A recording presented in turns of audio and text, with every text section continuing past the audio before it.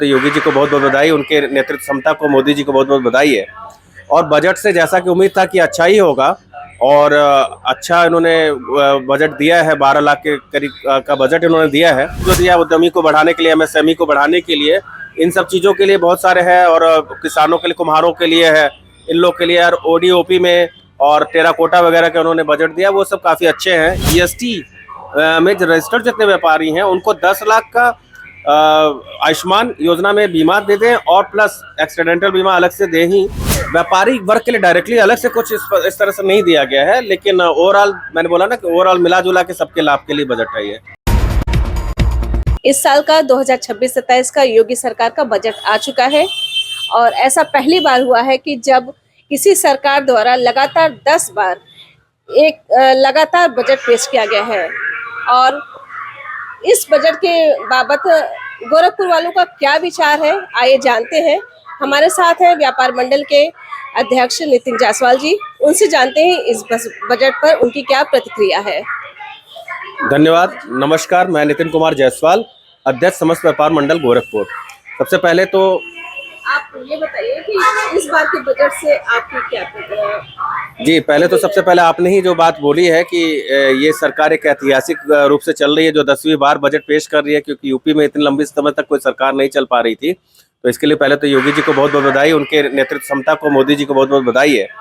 और बजट से जैसा कि उम्मीद था कि अच्छा ही होगा और अच्छा इन्होंने बजट दिया है। 12 लाख के करीब का बजट इन्होंने दिया है, तो हमारी उम्मीदें तो अच्छी है। इंफ्रास्ट्रक्चर में इन्होंने अच्छा काम करने के लिए उसमें बजट एलोकेट किया है, किसानों के लिए किया है। फिर सबसे बड़ी बात है कि इंडस्ट्रीज वगैरह में लेबर्स वगैरह होते हैं, उनके लिए भी रहने की व्यवस्था करना एक सराहनीय कदम है, क्योंकि उनको सस्ता, जैसे बाहर के लोग जब आए, बिहार वगैरह से भी, चाहे आसपास के दूसरे जिलों से भी लोग आए, तो रहने के लिए बड़ी दिक्कत होती है। तो सरकार की विजन बहुत अच्छी है कि छोटे व्यापारियों के लिए इस बजट में क्या है? छोटे व्यापारियों के लिए डायरेक्टली नहीं, इनडायरेक्टली, लेकिन बजट जो दिया है उद्यमी को बढ़ाने के लिए, एमएसएमई को बढ़ाने के लिए, इन सब चीज़ों के लिए बहुत सारे हैं। और किसानों के लिए, कुम्हारों के लिए है, इन लोग के लिए। और ओडीओपी में और टेराकोटा वगैरह के उन्होंने बजट दिया, वो सब काफ़ी अच्छे हैं इस तरह से। तो ओवरऑल बजट मिला जुला है और सरकार का काम हो ही रहा है। इनफैक्ट हर साल बजट एलोकेशन ही होता है, उसी में प्लस और माइनस होते हैं। मेन होता है कि पूरे साल क्या करें। तो पूरे साल में ये था कि पिछले बार का बजट का 58% हिस्सा ही संभवतः पूरा एग्जीक्यूट हो पाया था। तो इस साल हम सरकार से उम्मीद करेंगे कि इस बार का जो बजट है पूरा कम से कम यूटिलाइज हो जाए, और फिर अगला बजट, क्योंकि जो पैसा यूटिलाइज होगा तो काम भी बढ़ेंगे इस हिसाब से। जैसे कि 2026-27 में अभी जो ये बजट पेश किया गया है, इसमें व्यापारियों के लिए कितनी संभावनाएं हैं और जो मध्यम वर्ग के लोग हैं, युवा है, उनके लिए क्या कुछ है? ये जमीनी स्तर पर कितना काम करेगा? देखिए, इंफ्रास्ट्रक्चर पे जब भी काम होगा, तो मेडिकल के लिए काम हो रहा है, इंफ्रास्ट्रक्चर के काम हो रहा है, तो एजुकेशन के लिए काम हो रहा है।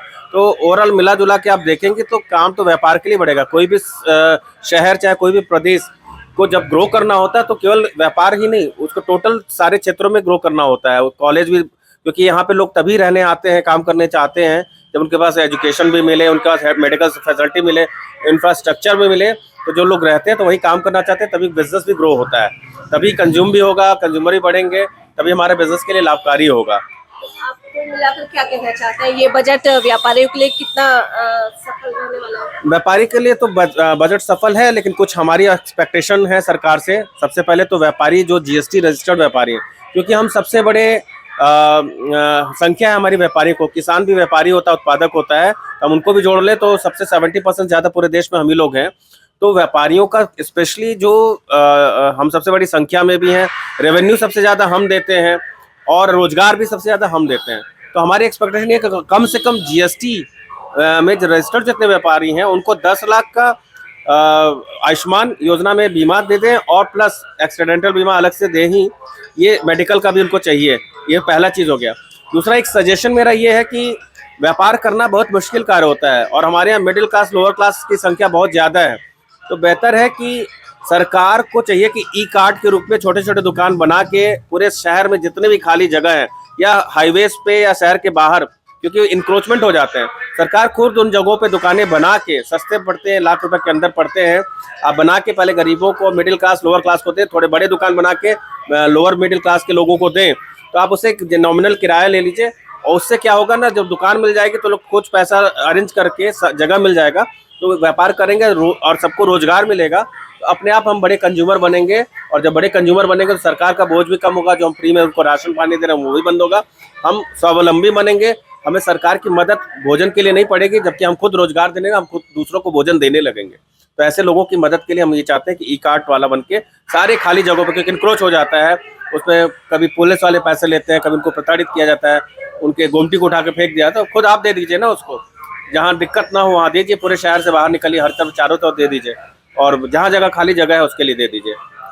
जैसा कि ये बजट अभी आया है, और इस बजट में शहर के लिए क्या, शहर के कितने विकास की संभावना दिख रही है? देखिए, आपको शहर के विकास के लिए तो आपको वैसे भी दिख जाएगा बजट में एलोकेशन, तो इंफ्रास्ट्रक्चर की जो बात कर रहे हैं, तो गोरखपुर से ही आप ले लीजिए, हम गोरखपुर में तो ज़्यादा आपको बता दें कि चाहे वो आपका अटल बिहारी वाजपेयी के समय से है, उन्होंने रोड प्रोजेक्ट पे बहुत काम किया, पूरे देश को रोड प्रोजेक्ट में जोड़ने का काम उन्होंने किया।